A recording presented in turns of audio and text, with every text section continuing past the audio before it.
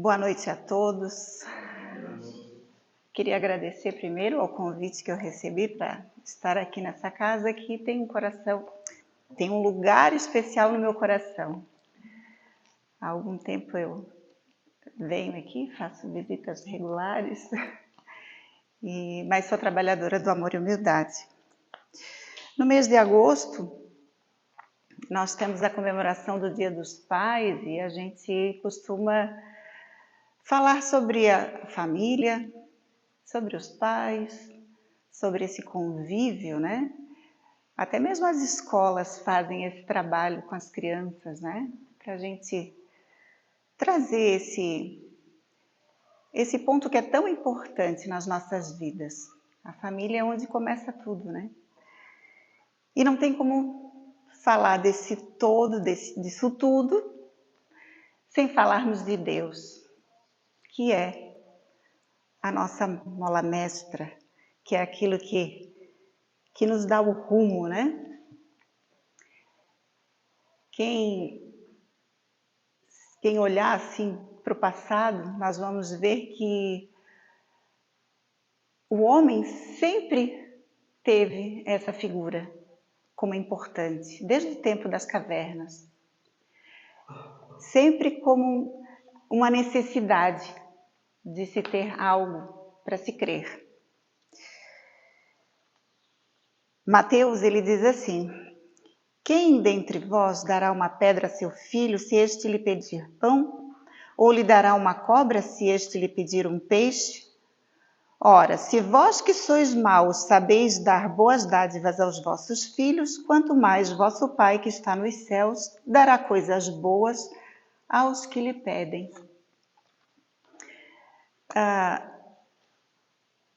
Não tem como a gente imaginar, obviamente a gente não vai olhar com aqueles que ainda não sabem exercer essa função, né? Porque a gente ainda encontra pais e mães que ainda não entendem, não compreendem a dimensão do valor que é um pai e uma mãe. Nós vamos falar daqueles que sabem como que a coisa deve acontecer. E quem? Quem vai dar algo para um filho que não seja aquilo que seja bom para ele? Dar aquilo que é necessário nem sempre é aquilo que o filho quer. E essa é a grande diferença que às vezes acontece com Deus, porque a gente pede uma coisa para Deus e Ele dá uma dificuldade para a gente, porque a gente precisa primeiro aprender como lidar com as coisas da vida, para que a gente possa, no futuro, ganhar aquilo que está pedindo. Porque, às vezes, na nossa infantilidade de pensar, a gente acha que aquilo é importante, e não é. A importância ela está naquilo que vai nos fazer crescer. E o Pai só dá aquilo que é necessário para o nosso crescimento. Nós vamos entender essa questão de Deus, né? Allan Kardec ele coloca lá como a primeira pergunta do Livro dos Espíritos, que é Deus? Já para deixar bem claro de que não é uma pessoa, né?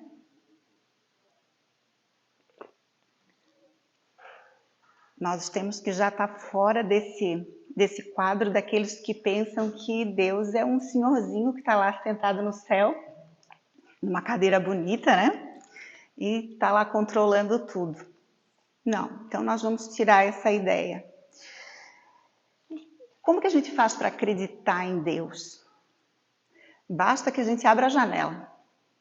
Quando a gente acorda de manhã e vê que o sol saiu, aquela bola de fogo que está lá ardendo no céu, quando a gente escuta os passarinhos, e eu digo, infeliz daquele que não vê nada disso, porque Deus está aí o tempo inteiro. Deus está em tudo que a gente não consegue reproduzir. Quando a gente olha para o nosso corpo físico e vê que cada órgão funciona sem que precise ninguém lembrar. Alguém aqui precisa, a não ser que tenha um problema, né? Um coração que tem um marca-passo, ele vai vai cuidar para que esse coração continue batendo, mas tudo funciona dentro de um mecanismo. Nós estamos inseridos nesse mecanismo. Por isso que Deus sabe de tudo, porque Ele é tudo que está em volta da gente. É como um programa de computador que ele identifica, por exemplo, isso aqui não faz parte disso, isso faz. O próprio programa ele já vai identificando as coisas. Deus é meio assim. Nós estamos inseridos nesse grande e complexo sistema em que tudo que vibra é dele, é por ele. E nós somos sempre empurrados para esse sistema, vai sempre nos levando para decisões, para que a gente enxergue as coisas, para que a gente escolha aquilo que vai fazer com que a gente cresça. Descartes, que é um filósofo francês, filósofo e matemático, ele bateu essa tecla sobre a existência de Deus. A primeira prova que ele considerou foi a ideia de que ele é perfeito, de que Deus é perfeito. Depois ele concluiu que Deus existe pelo fato de a sua ideia existir em nós. Lembra que a gente falou ali no começo? Que já desde o tempo da pedra, o homem já existe inscrições que mostram que o homem tinha essa necessidade de acreditar em algo. A gente veio caminhando, né? Tínhamos vários deuses. Deus do sol, Deus da terra, Deus do mar, Deus do... Gente, criatividade é o que não falta, né, para o ser humano. A gente criou Deus de toda a espécie. E aí, com o tempo, foi vindo, até que Jesus veio bater a martelada final, dizer que Deus é único, que é um só. E aí a gente vai entender mais à frente por que é um só, né? Por que tem que ser um só? E o mais bonito, que Jesus, quando veio à Terra, ele nos apresentou Deus como sendo o nosso Pai. Nosso Pai que está nos céus. Toda a leitura que a gente faz dos livros que são instrutivos, né? Esses livros que são maravilhosos, que nos instruem, que nos elucidam as dúvidas, existe um momento que fala do céu e tem momento que fala nos céus. Nos céus porque é em todo o universo. Quando fala no céu é porque é o nosso céu aqui. É a nossa orbe terrestre, né? E os muitos céus de todos os planetas, né? Deus está em tudo. Está no universo.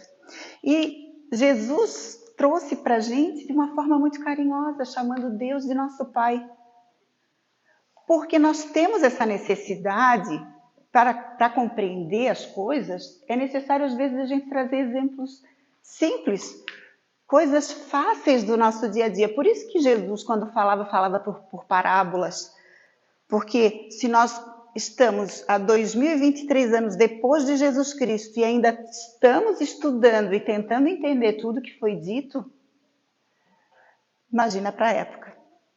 Os exemplos eram dados por coisas do cotidiano.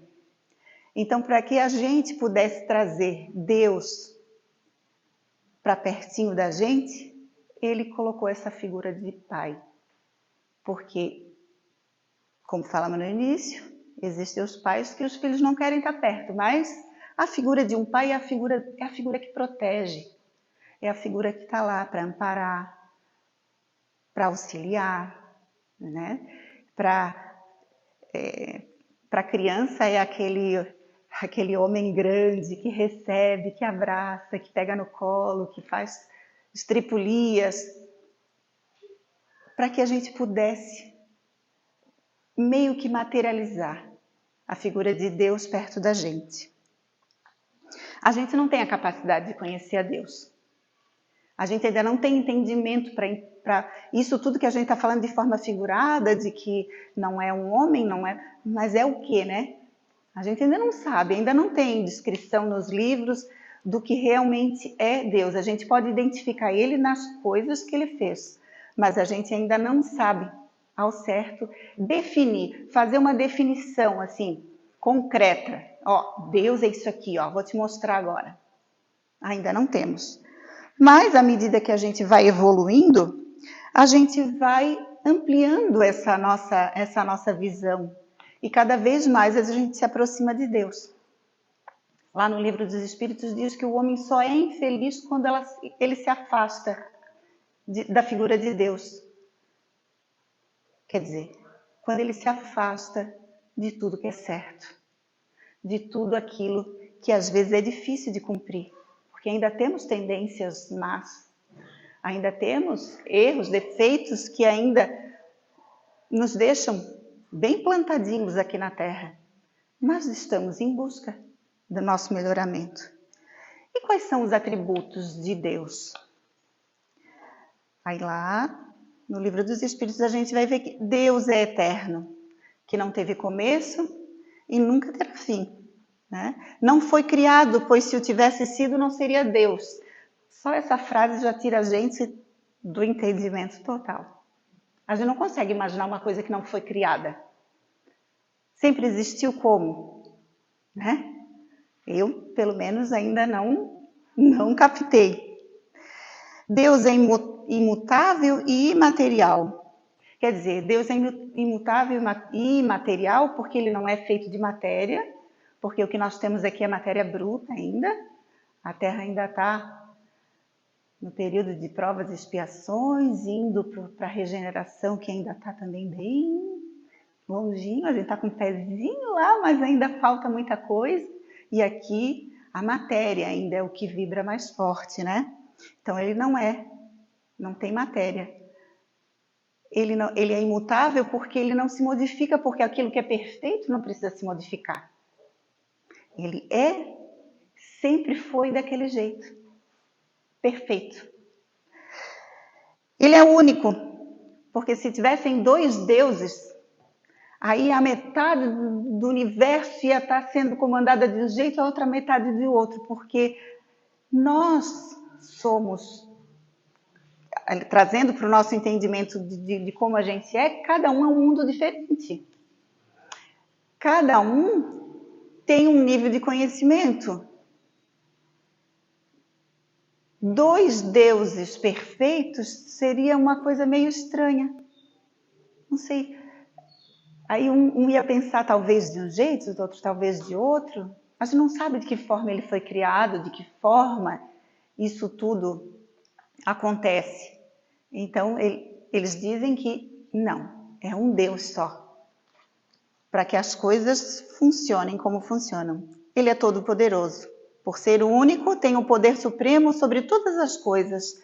Nada acontece contra a sua vontade. E se um fato ocorreu é porque Deus assim quis que acontecesse.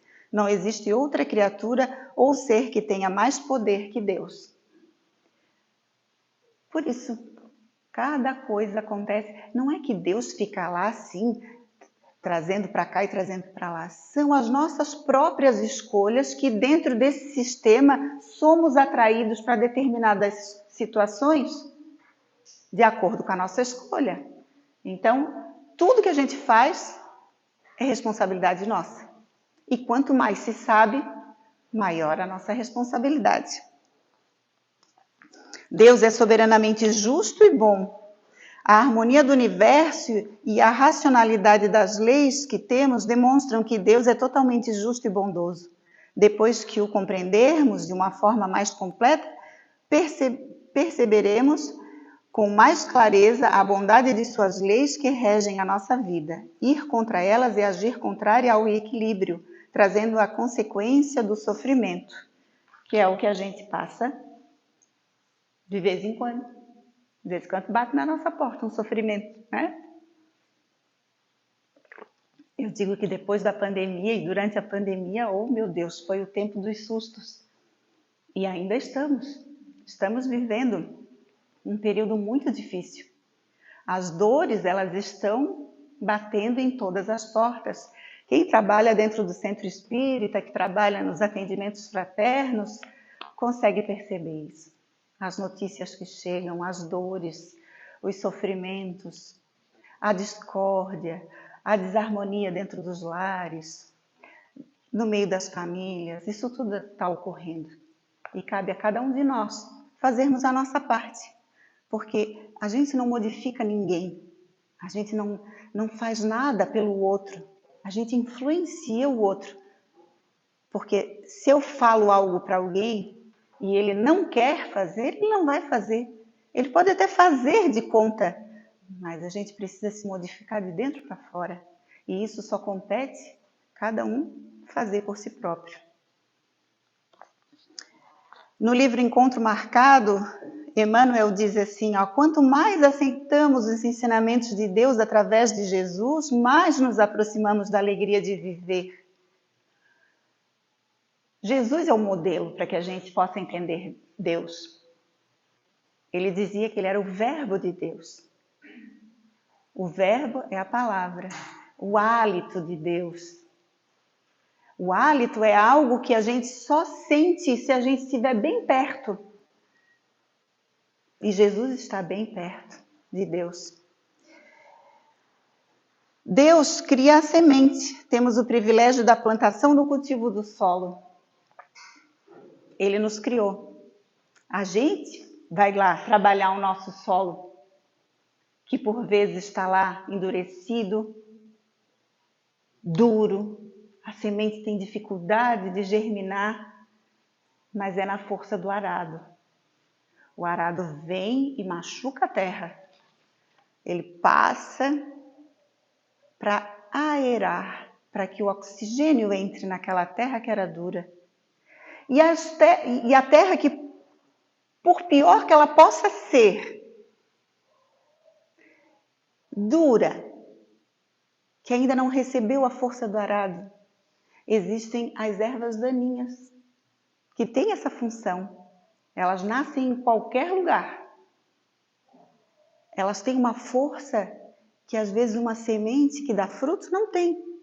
Ela vai, ela força e ele brota. E ali, lógico, as ervas daninhas são as nossas mais escolhas, porque a gente não quer se melhorar, a gente não quer usar o arado, que é através do trabalho, da dor e do sacrifício que faz a gente melhorar. Mas aí vem aqueles problemas mais fortes, mais difíceis, que vão amolecendo essa terra. A divina providência e a humana cooperação surgem sempre juntas em todas as realizações da vida. Isso porque de Deus vem a dádiva e do homem de humana aplicação. E já que a justiça perfeita nos acompanha e observa em todos os passos da jornada evolutiva, a lei da responsabilidade funciona em todos os climas, determinando méritos ou necessidades de toda pessoa, em particular, e reduzindo todas as teorias de recompensa e punição ao sábio preceito evangélico, cada um segundo as suas obras. No livro O Céu e o Inferno, ele nos traz de que as penas elas não são eternas, como muitas vezes foram pregadas para o ser humano, né, que a gente teve várias religiões, vários segmentos religiosos em que nos ensinavam que teríamos a pena eterna, e a gente ia ficar lá penando eternamente. Não, nada disso acontece. Porque de acordo com aquilo que a gente faz, a gente vai quitando o mal que a gente fez. E cada ação nossa, ela tem um valor, quando ela é no bem, um valor muito maior do que o mal. Então, por isso que dizem, né, que o bem, o amor, ele cobre uma multidão de pecados. Porque a partir da hora que a gente resolve se modificar e fazer coisas boas, a gente começa a melhorar a nossa vida e a gente começa a estar em outro patamar. E a gente tem a oportunidade de ressarcir aqueles com quem a gente prejudicou, ou que a gente usurpou, ou que seja lá o que for que a gente tenha feito, né? É sempre uma oportunidade, porque primeiro a gente se arrepende e depois vem a oportunidade de reparação, para que a gente possa começar tudo de novo. A vida é assim. Todos os dias o dia amanhece para que a gente comece de novo.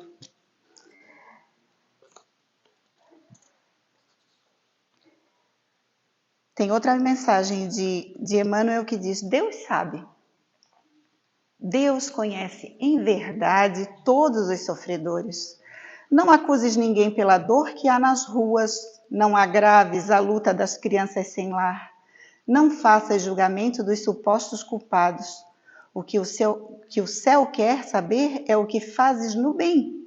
Não condenes, ampara. Deus acredita em ti. Essa casa aqui faz um trabalho muito bonito, que é com os moradores em situação de rua.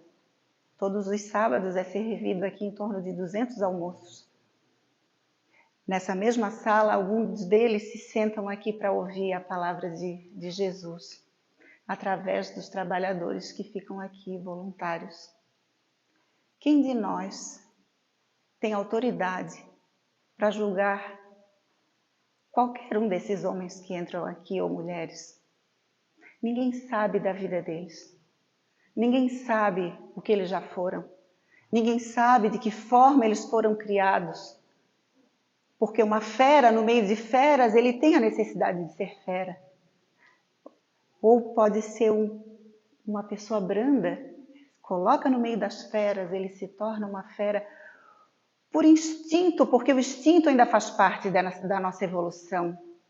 Até dentro do mundo de regeneração, o instinto ainda vai fazer parte. De uma forma menor, mas vai fazer. Quem olha uma criança sem pai e julga o pai, ou julga o filho, ou julga a criança, da onde que a gente tem essa autoridade? Se a gente não conhece o passado de ninguém? Deus sabe. Deus sabe o que cada um de nós fez. Sabem aquele filme? Eu Sei o que Você Fez. Acho que é um filme no verão passado. Deus sabe. E muitas vezes nós nos esquecemos porque não doeu na gente, doeu no outro. Porque quando Jesus diz assim, não roubarás. Não é chegar aqui e pegar o celularzinho que está ali, que não é meu, e botar no bolso. Não é desse roubo que ele fala. Esse roubo é muito bobo. É só matéria. Aquilo ali é material. Quando nós roubamos os sonhos, quando nós roubamos as ideias, quando nós roubamos a alegria do outro que vem contar para a gente toda eufórica, não é isso aí, não. A gente tira do outro, muitas vezes sem nem perceber. Não matarás. Quantas vezes a gente matou o outro com palavras duras que ferem, sangram, mas não se vê. Então, esses entendimentos a gente precisa começar a entender o que essas palavras, o que isso tudo significa para conhecer o que é quem é esse Deus, o que é esse Deus e que força é essa que age sobre todos nós.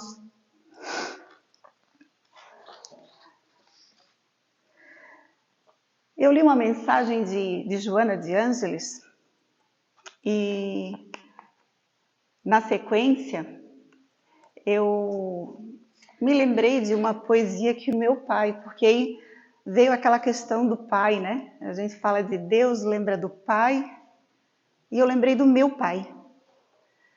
E ele vai completar 90 anos, e eu acho que eu posso falar um pouquinho, né? Para que fique registrado, para que fique marcado, porque marcado em mim está. Porque eu tive um pai que foi um pai daqueles presentes. Tive esse privilégio. Nessa encarnação, não sei nas outras, né? Mas tive. E eu cresci com ele. Meu pai era meio poeta, sabe? Ele tinha uns momentos assim que ele gostava de escrever, e eu acho que eu herdei um pouco dele isso. De vez em quando a gente viaja. E ele escreveu uma poesia que eu sempre escutei ele falando. E ele também, todas as vezes que a gente falava de Deus, ele recitava um poema, que eu vou fazer essa sequência agora para vocês. Primeiro eu vou falar de Joana de Ângeles, que foi quem me fez lembrar do poema do meu pai. Ela diz assim: estás unido a toda a humanidade. Vão-se umas pessoas, outras chegam. Não te amargures com as que partem. Não te entusiasmes com as que chegam. As criaturas passam como veículos vivos, têm um destino e não as pode deter. Compreendendo esse impositivo, faze-te amigo e irmão de quem encontres no caminho, não o retendo ao teu lado, nem te fixando no dele. Ajuda-o e segue. Compreendendo esse impositivo, faze-te amigo e irmão de quem encontres no caminho, não o retendo ao teu lado, não te fixando no dele. Eu achei que eu tinha repetido, mas acho que eu repeti. Ajuda-o e segue. Só Deus, porém, é sempre o constante companheiro, por isso nunca te permitas sentir solidão. Desculpe a repetição que deu ali. Só Deus, porém, é sempre constante companheiro, por isso nunca te permitas sentir solidão. Esse texto de Joana de Ângeles, ela nos mostra que, por mais que a gente tenha amor pela nossa família, pelos nossos filhos, lógico que a gente tem que ter, porque senão a gente não vai movimentar os nossos sentimentos, né? Eu tenho 4 netos, imagina, são uma luz na minha vida, mas a gente não pode se fixar em demasia, porque essa encarnação vai passar e cada um vai ter um destino, e pode ser que a gente fique um tempão sem se ver, não que o amor vai ser esquecido, que a gente vai esquecer dos nossos amores, mas esse apego, ele precisa ser trabalhado, para que a gente não sofra, porque somente Deus nos acompanha em todas as etapas. Somente Ele. Então não nos sintamos nunca sós. Eu estou com um problema, eu estou sozinho, eu não tenho com quem dividir. Não, a gente tem sim. A gente tem Deus, que sempre nos ouve. E aí eu lembrei do meu pai, porque ele sempre falava, né? E a poesia assim, quem é quem? Eu só vou dizer 2 trechinhos, tá? Ele dizia assim: cada ser é uno e único, a conviver com a multidão, pagando, cobrando, participando do todo e de tudo no esmeril do tempo até a lapidação total. Somos pedras espalhadas nos rios da esperança que, carregadas e catadas uma a uma, um dia, juntas, num só pedentife, ornaremos o colo da perfeição. Pedentife é um colar. Então, se a gente está caminhando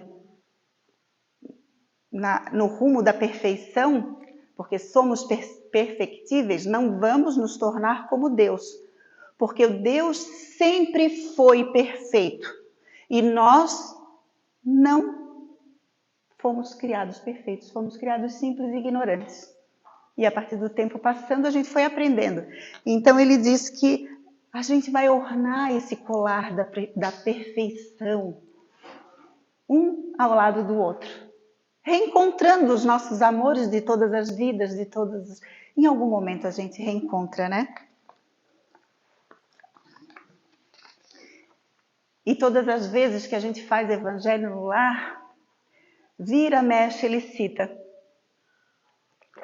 Ele tinha várias poesias que de vez em quando ele saía declamar, sabe? E eu sempre adorei esse lado dele. E ele, quando a gente falava de Deus, da grandeza de Deus, como Deus é lindo, é bondoso, aí ele recitava. Eu não sei de cor, mas eu vou ler. Se chama Deus, de Casimiro de Abreu. Eu me lembro, era pequeno e brincava na praia. O mar bramia e, erguendo o dorso altivo, sacudia a branca escuma para o céu sereno. E eu disse à minha mãe, nesse momento, que dura orquestra, que furor insano, que pode haver maior que o oceano, ou que seja mais forte do que o vento. Minha mãe, a sorrir, olhou para os céus e respondeu: um ser que nós não vemos é maior que o mar que nós tememos, mais forte que o tufão. Meu filho, é Deus. E ele sempre chora quando ele fala. Sempre. E para a gente finalizar, eu vou ler mais um trechinho de Emmanuel, porque Emmanuel sempre tem palavras que nos tocam profundamente o coração. Tem a maestria, né? Não adianta a gente querer aqui se fazer de falantes, né? Mas quem tem a beleza das palavras são esses que deixam esse legado dos livros para que a gente aprenda um pouquinho a cada dia. Quem sabe um dia, né, a gente se torne alguém assim que saiba criar e pensar dessa forma. Porque relembrando a época de Jesus escolheu 12 homens para acompanhar ele, ali no primeiro momento. 12 homens simples. Pescador, uma prostituta, um cobrador de impostos, cheios de defeitos. Porém, voltamos àquela fala anterior. Nós não sabemos o que vai na mente do outro, mas Jesus sabia. Jesus sabia da capacidade de cada um. Sabia que mesmo com defeitos, eles lutariam contra os seus defeitos para se reerguerem e andarem de pé. Nós somos os novos trabalhadores. Quando a gente sai daqui da palestra e a gente internaliza aquilo que escutou, não do palestrante. Palestrante aqui é mera figuração. Quando a gente leva daqui o ensinamento que a letra trouxe para a gente. Tudo vai depender do que a gente faz com aquilo que a gente aprende e a gente leva adiante e mostra para o outro lá fora, através do nosso exemplo, somos trabalhadores. Trabalhadores da última hora, mas somos trabalhadores de Jesus. Então confia em Deus. Foi isso que Emmanuel trouxe para a gente. Aflições e lágrimas são processos da vida em que se te acrescem as energias a fim de que sigas à frente na quitação dos compromissos esposados, para que se te iluminem os olhos no preciso discernimento. Nos dias difíceis de atravessar, levanta-se para a vida, ergue a fronte, abraça o dever que as circunstâncias te deram e abençoa a existência em que a providência divina te situou. Por maiores se façam a dor que te visite, o golpe que te fira, a tribulação que te busque ou o sofrimento que te assalte, não esmoreças na fé e prossegue fiel às próprias obrigações, porque se todo bem te parece perdido, na fase da tarefa em que te encontras, guarda a certeza de que Deus está contigo, trabalhando no outro lado. Então é isso, queridos. Como diz Mateus, os olhos são a candeia do corpo. Quando teus olhos forem bons, todo o teu corpo será luz. Que possamos voltar na paz do nosso Senhor Jesus Cristo, não essa paz que a gente imagina, mas a paz que Jesus trouxe, que a gente possa levar para os nossos lares. Muito obrigada pela atenção de todos.